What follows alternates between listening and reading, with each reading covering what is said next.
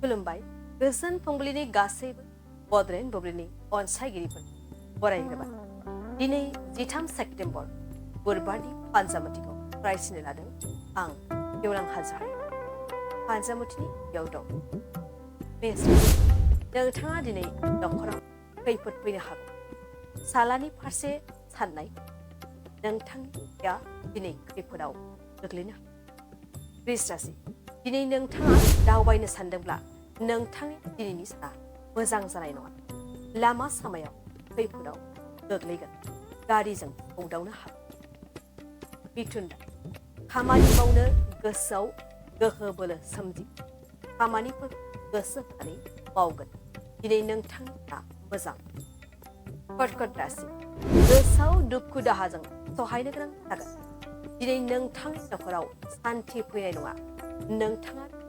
दुखु दाहाजों भुगिनो गोनां जागोन सिंह राशि दिनै नोंथांनि गोसोआव मोजां सान खामानिफोर गोसो होनानै मावगोन गावनि मोजां आखुनि थाखाय नोंथाङा गुबुननि मान मोनगोन कन्या राशि नोंथाङा दिनै खैफोदाव गोग्लैनो हागौ गारिफोरजों दावबायोब्ला लामायाव जाब्रबथाय जानो हागौ सांग्रां जानाया मोजां तुला राशि दिनै नोंथाङा गावनि नाजानायनि फिथाइखौ मोननो हागोन साननाय हनायफोरा जाफुंजोबगोन दिनै नोंथाङा गावनि जाफुंसारनायखौ लानानै गोसोआव रंजानाय वृश्चिक राशि बेफार फालांगियाव नोंथाङा मुलाम्फा जागोन नोंथांनि धोन सम्पति दिनै रायजोफोरनि गेजेराव गोसारगोन धनु राशि नोंथाङा दिनै खैफोदाव गोग्लैगोन दिनै नोंथांनि लोगोआनो गुबुननि गेजेराव गाज्रि मुं लानो नाजागोन नोंथाङा रंजानाया मकर दिनै नोंथांनि नखराव अशान्ति जागोन नोंथाङा गोबां दुखु दाहाजों सहायनो गोनां जागोन दिनै सान मोजां जानाय कुम्भ राशि दिनै नोंथाङा गावनि गोरोन्थि सोरखौबा सानना लानो गोनां जागोन नोंथां सोरबा आं नोंथां गोजान जागोन मीन राशि नोंथाङा दिनै दावबायनो सानदों नोंथांनि मोजां दिनै नोंथांनि गोथार जागोन दावबायनोफोर मोजाङै मोजां दावबायहैनो दिनै सानसेनि राशि फरायनायाबो एसेनोसै आसा खालामो नोंथांनि दिनैनि साना मोजाङै मोजां थांगोन बेखौ बड'लेण्ड डक्टरनिफ्राय मिजिंथिबाय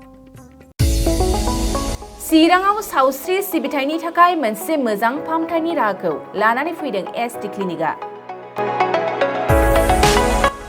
आथिखालाव सुबुंनि देहायाव नुजाथिबाय थानाय डायबिटिस बेरामनि थाखाय मोजां फाहामथाय होयो एसटि क्लिनिकआ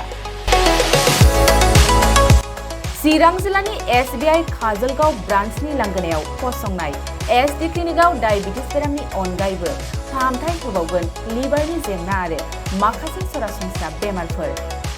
बे एसटि क्लिनिकआव डायबिटिस बेरामनि फाहामथायखौ होगोन जर'खा फाहामगिरि डक्टर समित देबा नोंथांमोना फुं आरो मोनाबिलि समावबो बे क्लिनिकआव फाहामथाय लानो हागोन डक्टर लेबरेटरि मुलि ECG सिबिथायनि खाबुफोरखौ बे एसटि क्लिनिकआव मोनजोबगोन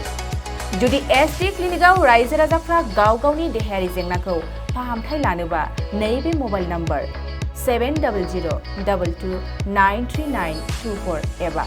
9954687236 आव थोंजों मुं थिसननो हागोन